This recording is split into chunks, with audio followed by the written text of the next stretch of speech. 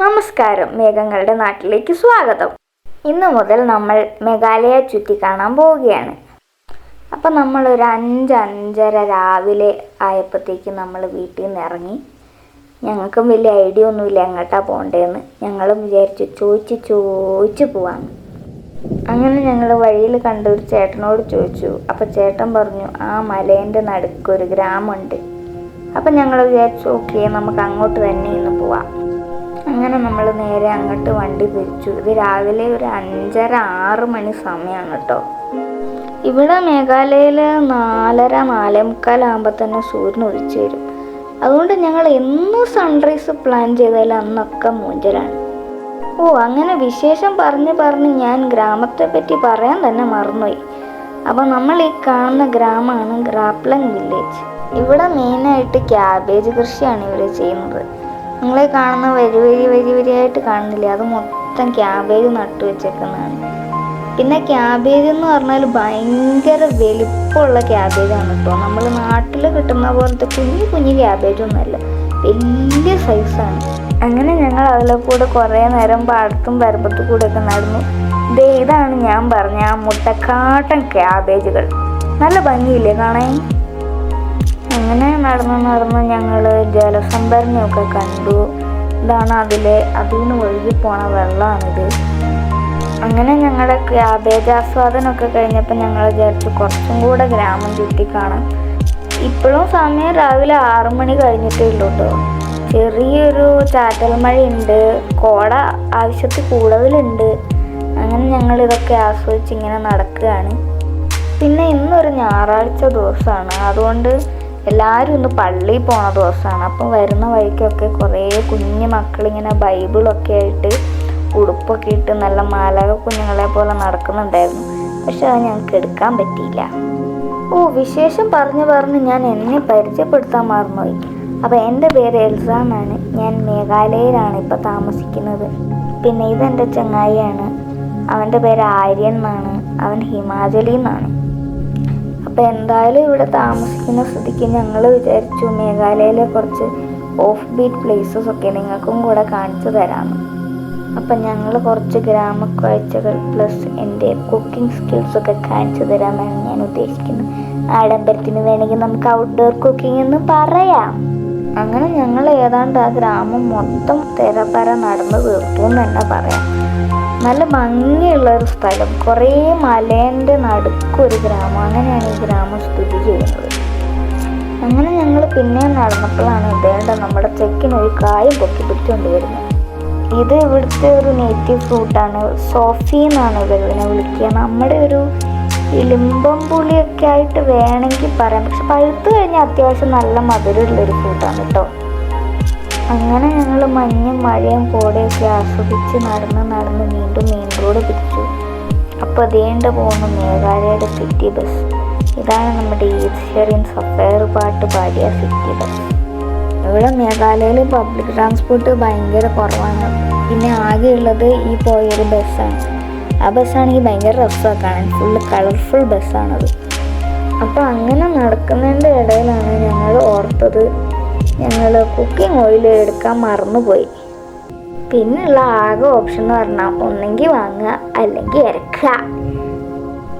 ഇന്ന് ഞായറാഴ്ച ആയതുകൊണ്ട് എവിടെ ഇന്ന് പീടികയും തറക്കൂല. അപ്പം നമ്മൾ വിചാരിച്ചു ഒന്നും നോക്കണ്ട, നമ്മൾ ഇറക്കുന്നു. അങ്ങനെ ഞങ്ങൾ ഇറക്കൽ തുടങ്ങി. First attempt fail, second fail. പക്ഷെ ഒന്നിപ്പഴച്ചാൽ 3 എന്നാണല്ലോ, അതുകൊണ്ട് ഞങ്ങളുടെ തേർഡ് അറ്റംപ്റ്റ് വാസ് സക്സസ്ഫുൾ. അപ്പോൾ ഈ പല്ല് തേച്ചുകൊണ്ടിരിക്കുന്ന ചേട്ടായിയാണ് ഞങ്ങൾക്ക് കുക്കിംഗ് ഓയിൽ തന്ന സഹായിച്ചത്. പുള്ളിയുടെ പേരാണ് ഈവനിങ് സ്റ്റാർ. പേരിൽ മാത്രമല്ല പ്രവൃത്തിയിലും പുള്ളി ഒരു സ്റ്റാർ ആയിരുന്നു.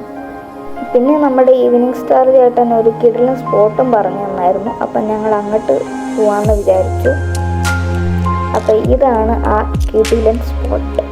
ശരിക്കും ഒരു കിടിലൻ സ്പോട്ടായിരുന്നു. കുറേ മലേൻ്റെ ഇടയ്ക്ക് ഒരു വെള്ളച്ചാട്ടം, അതും നീല കളറ് വെള്ളം.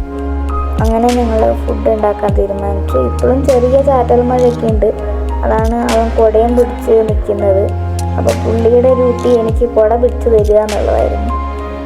അപ്പോൾ ഉപ്പുമാവ് ഉണ്ടാക്കാമെന്നാണ് ഞാൻ വിചാരിച്ചത്. പണ്ട് എനിക്ക് ഉപ്പുമാവ് തീരെ ഇഷ്ടമല്ലായിരുന്നു. പിന്നെ ഞാൻ ഒറ്റയ്ക്ക് ജീവിക്കാൻ തുടങ്ങിയ പിന്നെ എനിക്ക് മനസ്സിലായി നല്ല എളുപ്പവും സുഖവുമുള്ള ഫുഡാണ് ഉപ്പുമാവ്. അതുകൊണ്ട് എൻ്റെ ഫേവറേറ്റ് ഡിഷ് ഇപ്പോൾ ഉപ്പുമാവാണ്. ആര്യനാണെങ്കിൽ എപ്പോഴും എന്നോട് ചോദിക്കും സൗത്ത് ഇന്ത്യൻ ഡിഷ് ഉണ്ടാക്കി തരുമോ. അപ്പം ഞാൻ വിചാരിച്ചു ഇന്നാണ് എന്തായാലും ഉപ്പുമാവ് തീറ്റിക്കണം.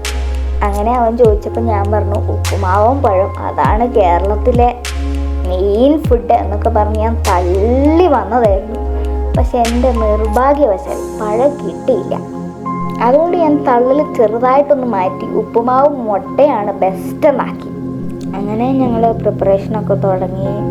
ആര്യൻ്റെ ആകെയുള്ള പണി എനിക്ക് കുട പിടിച്ച് തരിക. അങ്ങനെ ഈ കളകളരവും കോടയും മഞ്ഞും മഴയും ഒക്കെ ആസ്വദിച്ച് ഞങ്ങളങ്ങ് കുക്കിങ് തുടങ്ങി.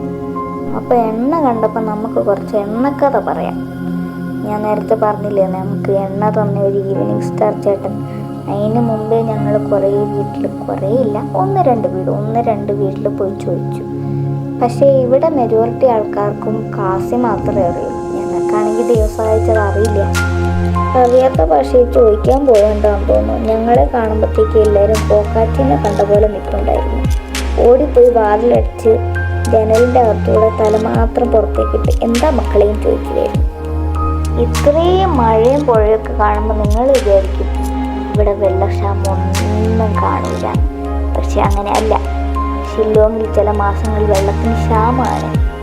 പിന്നെ ഞാനൊരു കൗതുകകരമായൊരു കാര്യം പറഞ്ഞുതരാം.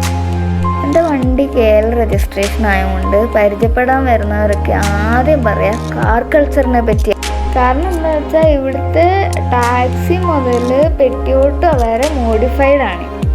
ബാക്കി നമ്മൾ എവിടെ പോയാലും അവിടുത്തെ ആൾക്കാർ നമ്മുടെ കേരളത്തിലെ ലിറ്ററസി റേറ്റ് ഹെൽത്തിൽ നമ്പർ 1 ആണ് അങ്ങനെയൊക്കെയല്ലേ പറയാം. പക്ഷേ മേഘാലയക്കാർ നമ്മൾ കേരളത്തിന് ഇക്വേറ്റ് ചെയ്യുന്നത് കാർ മോഡിഫിക്കേഷനുമായിട്ടാണ്. മോഡിഫൈഡ് വണ്ടികളെ പറ്റി പറയാൻ ഇവർക്ക് 100 നാക്കാണ്. അതിൻ്റെ കാര്യത്തിൽ ഇവർക്ക് കേരളക്കാരെ വലിയ കാര്യവുമാണ്. അങ്ങനെ ഞങ്ങളുടെ ഉപ്പുമാവും മുട്ടയൊക്കെ ഉണ്ടാക്കി.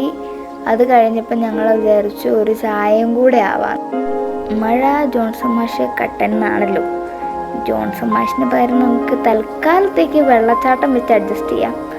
അതുകൊണ്ട് നമ്മളൊരു ചായയും കൂടി ഉണ്ടാക്കാൻ തീരുമാനിച്ചു. അങ്ങനെ നമ്മൾ ചായയും ഉപ്പുമാവും ബുൾസയാണ് ഇന്നത്തെ ബ്രേക്ക്ഫാസ്റ്റ്. പിന്നെ ഇത് ആക്ച്വലി ഒരു ടൂറിസ്റ്റ് പ്ലേസ് ആയിട്ട് വളർന്നു വന്നുകൊണ്ടിരിക്കുന്ന ഒരു സ്ഥലമാണ്. പക്ഷെ ഞങ്ങളൊരു 7 മണി 8 മണി സമയത്തായതുകൊണ്ട് മാത്രമാണ് ഇവിടെ വലിയൊരാളും അനക്കമൊന്നും ഇല്ലാത്തത്. അങ്ങനെ ഞങ്ങളുടെ ചായ റെഡിയായി. അപ്പോൾ ഞങ്ങൾ വിചാരിച്ചു ഇനി കഴിച്ചിട്ട് ആവാം ബാക്കി ആസ്വാദനം. അങ്ങനെ നമ്മുടെ ആര്യൻ ടേസ്റ്റൊക്കെ നോക്കി. പുള്ളി ഇഷ്ടപ്പെട്ടു എന്നാണ് പറഞ്ഞത്. ഇനി ശരിക്കും ഇഷ്ടപ്പെട്ടിട്ടാണോ അത് എന്നെ ഓസാക്കിയതാണോ എന്ന് എനിക്കറിയില്ല. പക്ഷെ ചായ എനിക്ക് നല്ലപോലെ ഇഷ്ടപ്പെട്ടു. അങ്ങനെ ഞങ്ങളുടെ കുക്കിങ്ങും ഫുഡിങ്ങും ഒക്കെ കഴിഞ്ഞ് ഞങ്ങൾ പ്ലേറ്റ് കഴുകിക്കൊണ്ടിരിക്കുകയാണ്. അപ്പോഴാണ് നമ്മുടെ ആര്യം പറഞ്ഞത് അപ്പുറത്ത് കിടക്കുന്ന മണ്ണെടുത്ത് വരച്ചക്കരി നല്ല പോലെ പോകും മത്സ്യം. ആര്യൻ്റെ അമ്മൂമ്മ പഠിപ്പിച്ചു കൊടുത്തതാണത്രേ. ശരിയാ, നന്നായിട്ട് കരി പോയി. പിന്നെ ഞങ്ങൾ സ്റ്റൗ ഒക്കെ പാക്ക് ചെയ്ത് തിരിച്ചു പോവാമെന്ന് വിചാരിച്ചു. അങ്ങനെ ഞങ്ങൾ കൊണ്ടുവന്ന സാധനങ്ങളെല്ലാം തിരിച്ച് പെറുക്കിയിടുകയാണ്. നോട്ട് പോയിന്റ്, നമ്മൾ എവിടെ വന്നാലും അവിടെ വേസ്റ്റ് ഒന്നും ഇടാൻ പാടില്ല. കൊണ്ടുവന്നൊക്കെ തിരിച്ച് കെട്ടിപ്പറക്കി നമ്മൾ തന്നെ കൊണ്ടുപോകേണ്ടതാണ്. അങ്ങനെ പറക്കിക്കൊണ്ടിരുന്നപ്പോഴാണ് ചെക്കൻ അടുത്ത സാധനവും പൊക്കി പിടിച്ചുകൊണ്ട് വരുന്നത് ഞണ്ടിൻ്റെ കാൽ. അവൻ്റെ നാട്ടിൽ ഞണ്ട് കിട്ടില്ല, അതുകൊണ്ട് അവൻ കഴിച്ചിട്ടില്ല. പിന്നെ ഞണ്ടിൻ്റെ ഗുണങ്ങളെ പറ്റിയും അവനൊരു ഉപന്യാസം തന്നെ നടത്തിയായിരുന്നു. അപ്പം ഞങ്ങളുടെ ഇന്നത്തെ എക്സ്പെഡീഷൻ ഏതാണ്ട് അവസാനിച്ചിരിക്കുകയാണ്. മൊത്തം ഫോഗായതുകൊണ്ട് വന്ന വഴി പോലും ഞങ്ങൾക്ക് കാണാൻ പറ്റത്തില്ല. ഇപ്പോൾ ഉച്ചയ്ക്ക് ഒരു 12 മണിയൊക്കെ ആയി കാണും. പക്ഷെ ഭയങ്കര ഫോഗ്, ഒരു രക്ഷയില്ല. അങ്ങനെ ഞങ്ങളൊരു ഏകദേശ ഐഡിയ വെച്ച് അങ്ങോട്ടൊന്ന് നടക്കാൻ തുടങ്ങി. അപ്പോൾ കുറച്ച് കഴിഞ്ഞപ്പം അത്യാവശ്യം മഞ്ഞ് പോയി. അപ്പം ഞങ്ങൾക്ക് അത്യാവശ്യം കാണാമായിരുന്നു. പിന്നെ മഞ്ഞിങ്ങനെ പോയി വന്നിരിക്കുകയായിരുന്നു. അങ്ങോട്ട് പോയ വീഡിയോ കണ്ടപ്പോൾ നിങ്ങൾ വിചാരിച്ചു കാണും ഇത് തൊട്ടടുത്താണ്. പക്ഷെ അല്ല, ഇത് 2-3 കിലോമീറ്റർ കുറേ നടക്കാനുണ്ട്. മഞ്ഞത്തായതുകൊണ്ട് കണ്ണ് കാണില്ല എന്നുള്ളൊരു ഒറ്റ ബുദ്ധിമുട്ട് മാത്രമേ ഉള്ളൂ. അങ്ങനെ ഞങ്ങളൊരു ഉദ്ദേശം വെച്ച് നടന്ന് അങ്ങനെ ഒരു വിധത്തിൽ വണ്ടീൻ്റെ അടുത്തെത്തി. വണ്ടീൻ്റെ മൂട്ടിലെത്തിയപ്പോഴാണ് അതാണ് വണ്ടിയെന്ന് തന്നെ എനിക്ക് മനസ്സിലായത്. പിന്നെ അവിടെ എത്തിയപ്പോഴാണ് എനിക്ക് വേറൊരു കാര്യം മനസ്സിലായത്, ഇങ്ങോട്ട് കയറാൻ എൻട്രി ഫീ ഉണ്ട്. അപ്പം ഞാൻ പറഞ്ഞു വന്നത്, നമ്മൾ ഈ ചാനലിൽ കൂടി ഉദ്ദേശിക്കുന്നത് മേഘാലയയിലെ കുറച്ച് ഉൾഗ്രാമങ്ങളും അവിടുത്തെ ജീവിതമൊക്കെ കാണിക്കാനാണ്. അപ്പം നിങ്ങൾക്ക് ഈ വീഡിയോ ഇഷ്ടമായാൽ ലൈക്ക്, സബ്സ്ക്രൈബ്, കമൻറ്റൊക്കെ ചെയ്യണം. എനിക്കറിയാം ഇതിൽ കുറേ മിസ്റ്റേക്സ് ഉണ്ടാവുമെന്ന്.